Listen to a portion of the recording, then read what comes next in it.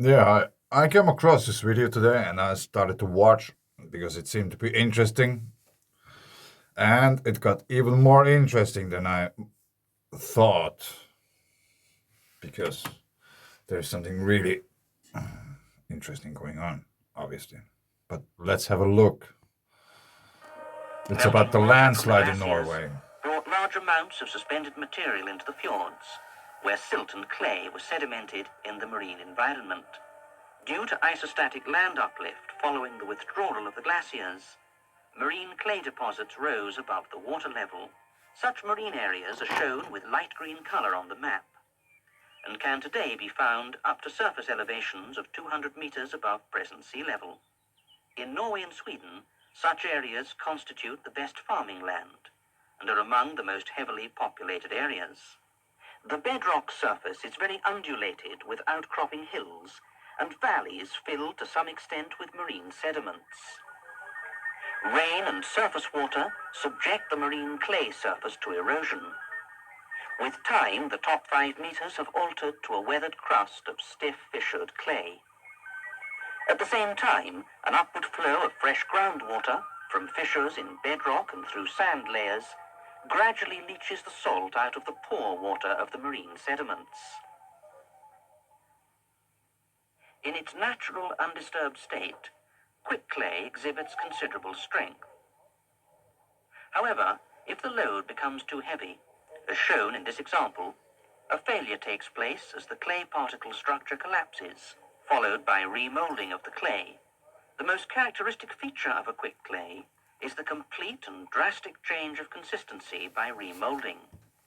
Such extreme quicklay behavior is encountered only when the salt concentration in the pore water drops below 1 gram per liter. To illustrate the important role of salt on the material properties, we can add a little ordinary table salt to the clay sample.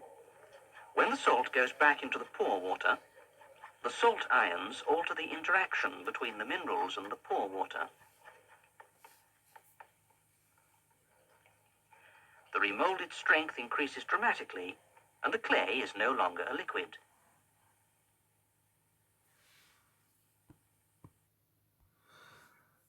So now, I just came across this 1 hour ago or something. And why I got so excited about this was because I was thinking about the Alps, the Jura mountain range. The Alps are granite, Jura is limestone. And wait a second, I have to show you a map probably. Mm. So now, first of all, make it clean. We don't need borders.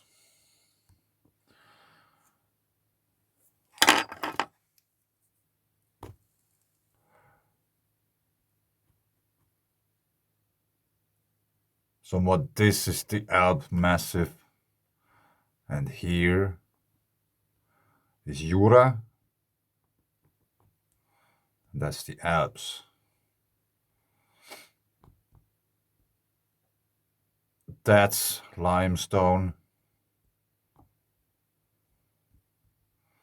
and that's granite.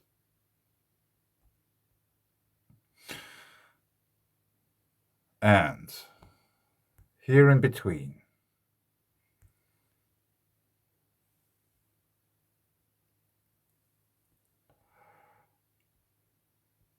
in this region, probably somewhat,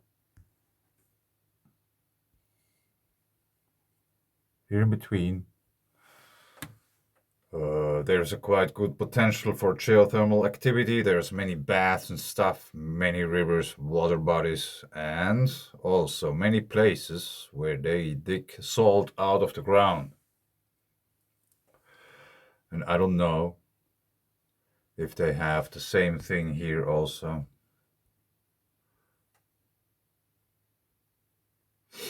That's the Po River Delta. That's flat like a pan.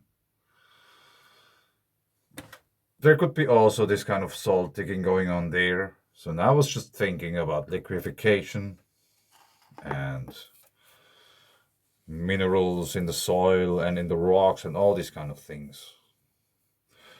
Is there any connection between those?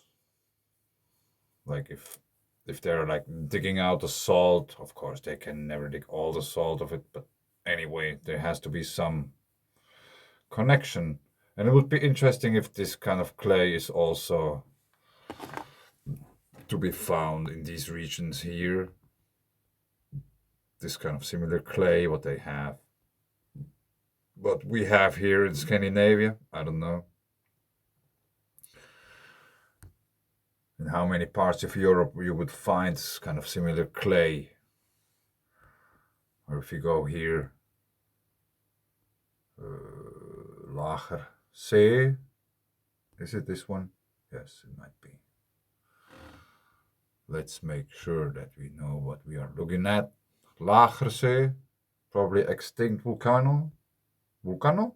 Lagersee. And minerals, salt is one mineral.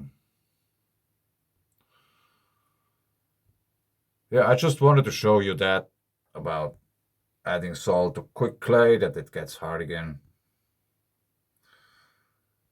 So it has to do with conductivity after all. Chemical reactions are electric in nature, all of them. Yeah, I leave it here. Thanks. I just wanted to share with you this salt video. It was really interesting, unexpected. That's why we are here, learning all the time. Never stop learning.